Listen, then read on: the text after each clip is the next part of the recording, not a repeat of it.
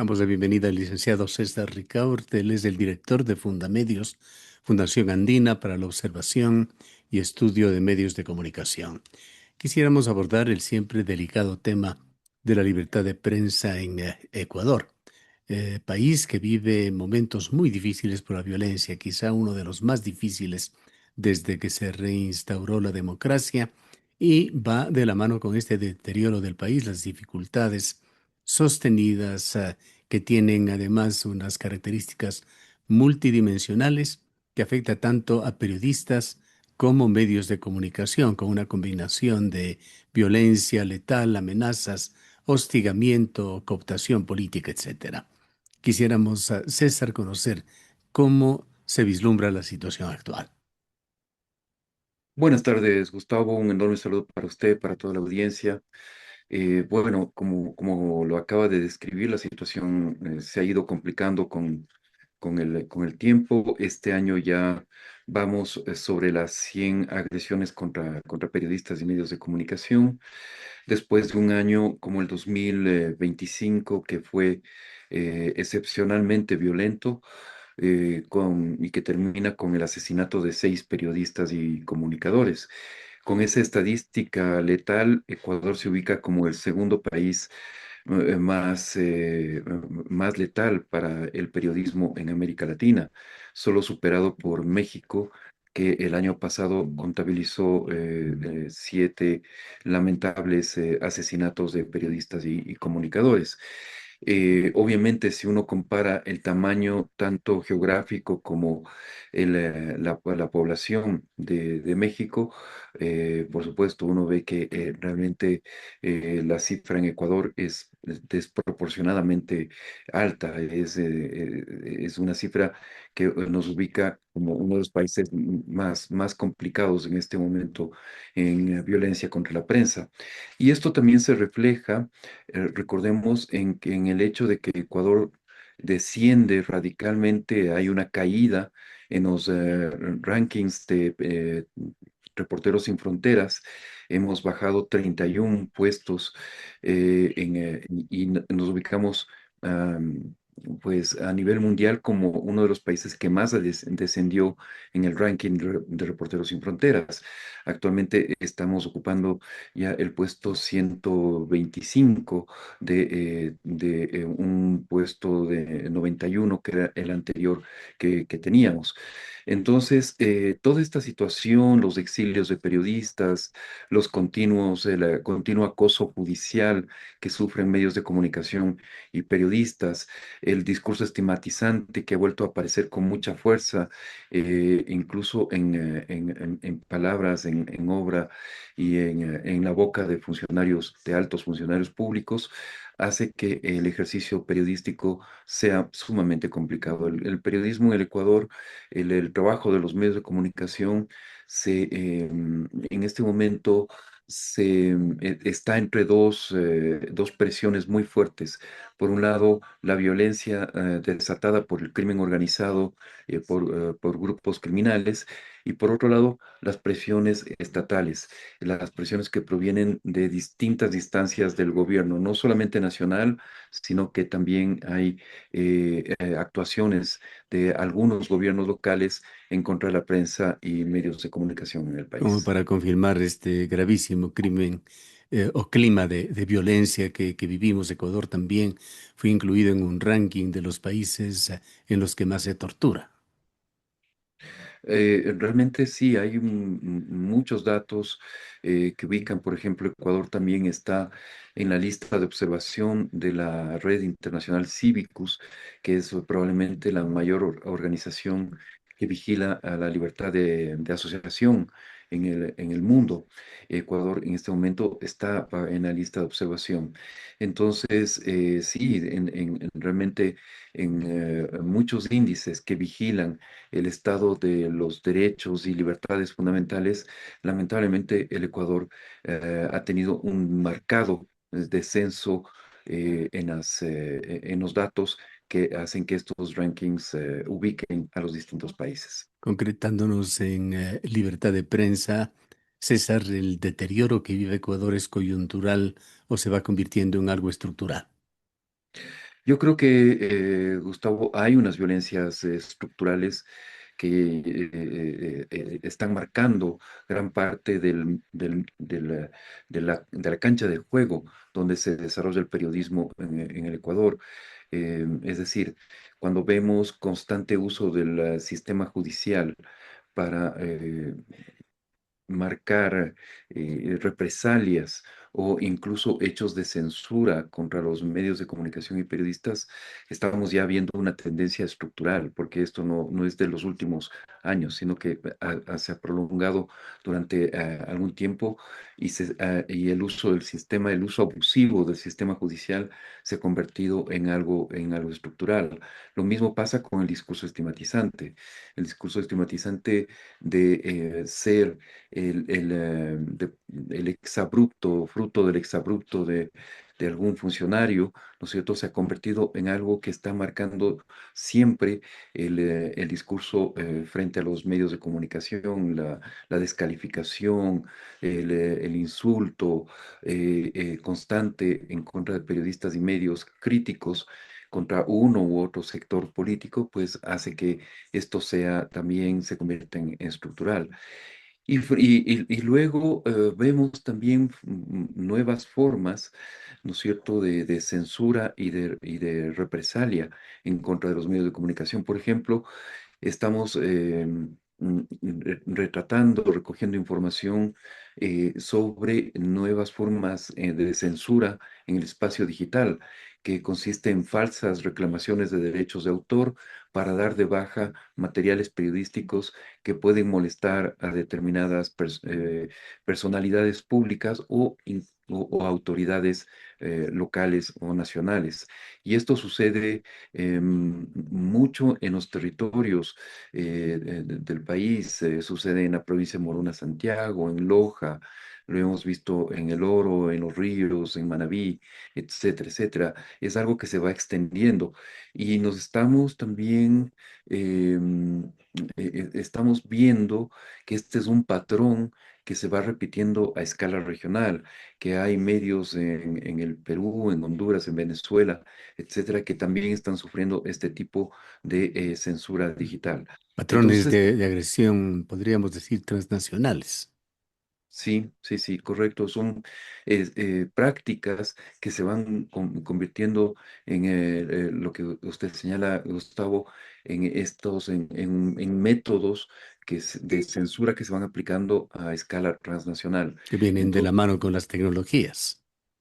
con las tecnologías y también con la acción incluso del mismo crimen organizado, hemos detectado que algunas de las empresas que prestan estos servicios, entre comillas, de dar de baja materiales periodísticos por falsas reclamaciones de derechos de autor, en realidad tienen conexiones estrechas con sectores, con personajes vinculados a las acciones del crimen organizado. Bien, hablando justamente de patrones de agresión, en Ecuador no ha retornado la tranquilidad desde aquellos sucesos que se dieron hace poco en Santa Elena, el asesinato de Mónica Silva, que vino precedido de otro asesinato del cual Fundamedios se preocupó y realizó una amplia investigación, el de Robinson del Peso.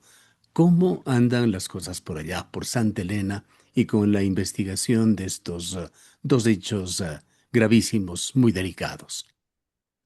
Así es, Gustavo, vemos con muchísima preocupación lo que sucede en la provincia de Santa Elena. Hay periodistas amenazados, ya se han producido dos asesinatos, uno de un comunicador como Robinson El Peso, a quien después de acosarlo de diversas formas, incluso armando procesos judiciales absolutamente espurios en su contra, y luego ya asesinándolo al estilo sicariato, y luego los hechos que están ligados a la muerte de la activista Mónica Silva, la muerte violenta de Mónica Silva, eh, que hacen que, bueno, nos preguntemos precisamente qué es lo que está sucediendo en la provincia de Santa Elena. Y a eso hay que unirlo, como menciono, las constantes amenazas y la zozobra en la que viven y trabajan periodistas muy reconocidos y que están y que de alguna forma tratan de investigar la corrupción e incluso la acción del crimen organizado en esa región del país. Es una situación crítica. Hemos hecho un llamado a las autoridades para que se garantice el trabajo periodístico en esa región. Por supuesto, el trabajo periodístico y también de quienes hacen activismo social y que luchan contra la corrupción desde esa posición, desde el activismo social, como en el caso de Mónica Silva. Entonces, y lo otro que es importante señalar es que pedimos que obviamente las investigaciones sobre la muerte de Mónica Silva y sobre el asesinato de Robinson el Peso vayan a realmente sean tomadas con toda seriedad y que se investigue la posible vinculación de estas muertes justo a las investigaciones contra la corrupción que hacía Mónica Silva y Robinson del Peso. ¿Se ha tenido algo de noticias sobre el avance de estas investigaciones? Bueno, muy poco en realidad. Recordemos que está obviamente el proceso en instrucción previa. Y lo que sabemos más bien son información que va llegando desde fuentes internacionales. Recordemos que Mónica Silva era una ciudadana polaca, por lo tanto ciudadana de la Unión Europea, y que autoridades de Polonia y, por supuesto diplomáticos de la Unión Europea han estado siguiendo las investigaciones. Y, por ejemplo, se supo hace pocos días que la Fiscalía polaca había desechado completamente la posibilidad de un suicidio y que se apunta más bien a una muerte violenta por parte de causada por una tercera persona, ¿no? Entonces, esos son los avances hasta el momento, pero a nivel local todavía no tenemos constancia de que esas investigaciones vayan encaminadas en uno u otro sentido. ¿Cómo entender, César, desde el periodismo ecuatoriano, sabiendo la situación que vivimos, cómo juega el crimen organizado en la censura y el silenciamiento de medios locales? Lo que vemos es que el crimen organizado está tomando el control territorial de algunas zonas del país y que a partir de ese control territorial impone también restricciones al trabajo de la prensa, vía amenazas, ¿no es cierto? Y vía ese control de que si un medio de comunicación, un periodista, saca información que eventualmente podría ser incómoda para algún grupo de delincuencia organizada que ha tomado el control de un determinado territorio, esos contenidos sean censurados o, o el periodista y el medio de comunicación sufran algún tipo de represalias por lo que han publicado. Entonces, es un control que proviene de la ocupación, del control territorial que también ejercen estos grupos delincuenciales en algunas zonas del país. ¿Qué provincias en el país continúan estando como más visibles, más preocupantes en el mapa de riesgos? Bueno, definitivamente las provincias que están más afectadas por el crimen organizado, las provincias de la costa, ¿cierto? Guayas, El Oro, Los Ríos, son provincias que sufren o han tenido abundantes casos de este tipo de violencia, pero también mucho en Amazonía ecuatoriana, donde, claro, el crimen organizado actúa más bien hacia el control de actividades como la minería ilegal o la tala ilegal de bosques, ¿no? Entonces vemos que estas zonas también se convierten en zonas donde el crimen organizado toma el control y restringe el trabajo de la prensa. Y luego, claro, hay que señalar que un dato interesante de nuestras estadísticas es que básicamente casi la mitad de de las agresiones que hemos registrado se producen en el espacio digital. Es decir, no están en un territorio físico, sino que se producen en lo que se llama el ciberespacio o el espacio digital. Se extiende cada vez más esta práctica de intimidación digital y de vigilancia a periodistas.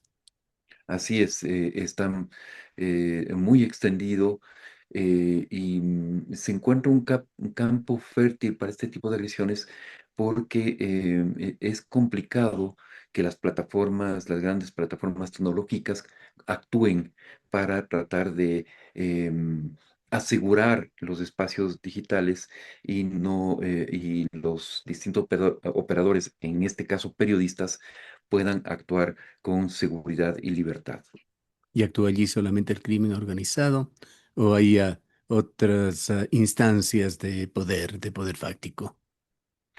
Yo creo que en las redes sociales es obvio que hay una gran cantidad de actores, no es solamente el crimen organizado, pero la sospecha es que algunos de estos actores, incluso actores económicos, mediáticos, como usted lo decía al inicio de la entrevista, ¿no es cierto? Están de alguna forma actuando en coordinación o francamente como voceros de esos sectores del crimen organizado. Entonces, es una situación en la cual hay que tener muchísimo cuidado y también ser muy precisos. No podemos afirmar tampoco que es todas las agresiones que se producen en el espacio digital sean producto de personas o de sectores que están vinculados al crimen organizado, pero sí encontramos que hay evidencias de que podrían estar atando algunas de estas acciones a sectores que están vinculados o que actúan como voceros del crimen organizado. Se evidencia un mayor interés de estos sectores en acosar a periodistas que cubren economías ilegales, estructuras criminales en zonas rurales. Sí, sí, definitivamente sí. Hay como decía hace un momento, una voluntad de control, de que no se les escape, de que así como controlan los territorios, ¿no es cierto? Y los controlan para imponer su ley, entre comillas, ¿no es cierto? Así mismo pasa con el entorno digital. Entonces, capturan medios de comunicación, los ponen a su servicio, ¿no es cierto? Con el fin de controlar el relato que se produce en determinada zona geográfica. ¿Cuánto se ha avanzado en ese código que existe en Ecuador para proteger a periodistas? Es importantísimo avanzar en ese sentido porque evidentemente estamos en una situación compleja y lamentablemente los mecanismos estatales de protección a la prensa no están funcionando y entonces es importante que los periodistas asuman ese papel de protección y al mismo tiempo el papel de garantía de este derecho humano fundamental. Hablemos de otros estamentos que tienen que ver sobre todo con estamentos de gobierno, ya sea local o sea nacional. Ujú. El cierre, la presión administrativa, la captura política de medios. ¿Qué patrones se han identificado en cuanto al cierre, suspensión o cooptación de medios de comunicación? Es un tema que nos preocupa cada vez más, Gustavo, esta captura de medios de comunicación por parte de sectores que desconocemos realmente qué agendas tienen. Quizás lo más preocupante es esa falta de transparencia sobre los dueños o los nuevos dueños de algunos medios de comunicación del país, de qué agenda están cumpliendo, a qué sectores están respondiendo. Y esto que nos preocupa como digo, en el espacio mediático general y tradicional, en el espacio digital, pues es algo que cada vez crece más, que cada vez detectamos que hay más medios de comunicación que abiertamente desinforman, que abiertamente manipulan la realidad, que se suman a campañas contra a sectores que pueden ser eventualmente críticos a los poderes de turno, ¿no? Y eso es muy preocupante. Por otra parte, ¿qué impacto tiene la precarización económica del sector en cuanto a la independencia editorial? Aquí en la ciudad de Cuenca se está viviendo otro drama aprovechando ese desfase político-administrativo que se dio entre Cristian Zamora y la nueva administración, han quedado Mm. muchos medios de comunicación, particularmente pequeños portales digitales en el medio, en la mitad, queremos decir, pues no se le reconoce el trabajo publicitario legítimo realizado en una administración cuando sobreviene otra, y esto pone serias presiones en los medios. Es muy, muy preocupante esta situación. Evidentemente, los contratos hay que respetarlos. Nos preocupa muchísimo la falta de transparencia que existe justamente en el otorgamiento de estos contratos y luego en el manejo de los mismos. Por supuesto, hay medios de comunicación que reciben pauta oficial, publicidad oficial y se manejan de forma muy ética y transparente, pero hay otros que lamentablemente no sucede eso y básicamente llegan a transacciones en las cuales eh, parece ser que venden su línea editorial, transan su línea editorial a cambio de pautaje. Y esto realmente es muy grave porque empobrece el debate democrático. Lo que hace es eliminar la diversidad de voces que es indispensable para el desarrollo de una democracia. ¿Qué obligaciones incumple el Estado ecuatoriano en materia de protección a periodistas? César, una de las cosas que sabíamos es que se creó ese código, pero sin financiamiento. Exacto, el mecanismo de protección a la prensa funciona actualmente sin presupuesto y bajo lo que cada vez vemos con mayor, es una práctica que se va generalizando, que es el hecho de poner las instituciones estatales bajo el servicio del poder ejecutivo, y esto está pasando en algunas instituciones que en el papel están destinadas más bien a proteger a la prensa, pero que en la práctica están actuando muy apegados a la agenda estatal. Y esto, como digo, nos preocupa muchísimo. Lo estamos viendo en el Consejo de Comunicación, que es quizás el órgano de políticas públicas más importante que tiene el Estado ecuatoriano en este momento en el sector de comunicación. ¿Qué escenarios se proyectan para la libertad de prensa en Ecuador en los tiempos cercanos por venir, en el mediano plazo? ¿Qué señales indican que el país está entrando en una fase de autocensura generalizada? Ujú. Es una muy interesante pregunta, Gustavo. Es algo que lo estamos viendo con mucha preocupación también.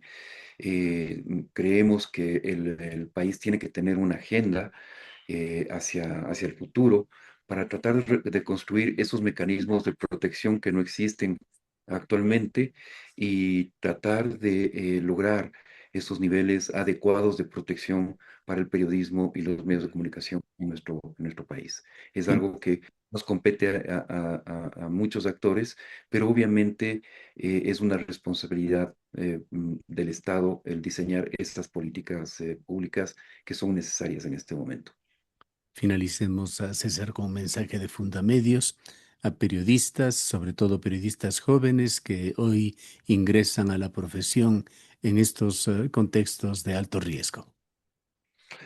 Bueno, señalarles que es necesario en estos tiempos tan complejos el protegerse, el autoprotegerse, el tratar de desarrollar redes de solidaridad con otros colegas.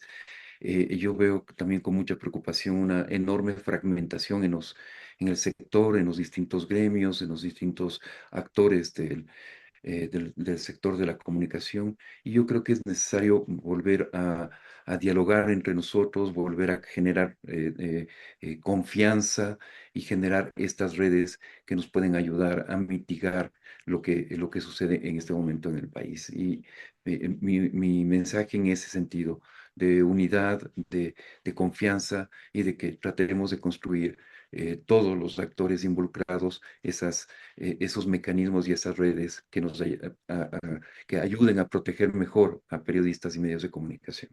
Y antes del cierre, César, sí sería importante que el público conozca cuál ha sido el aporte de Fundamedios en este proceso electoral a todas luces complejo que culminará el próximo 29 de noviembre. Bueno, nosotros estamos justamente velando porque se generen las condiciones más adecuadas para el trabajo de los periodistas en el país.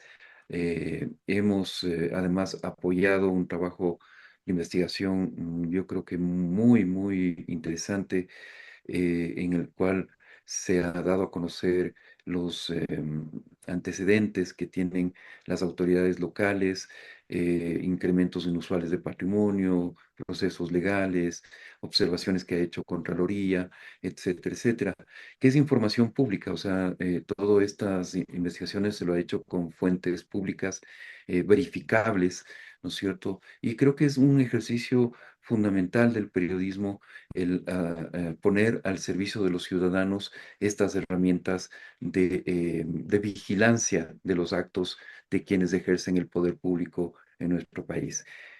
Ojalá podamos llevar adelante una segunda parte de esa investigación ya sobre los candidatos que se presenten a las a las distintas cargos de elección popular que están en juego en las próximas elecciones de noviembre.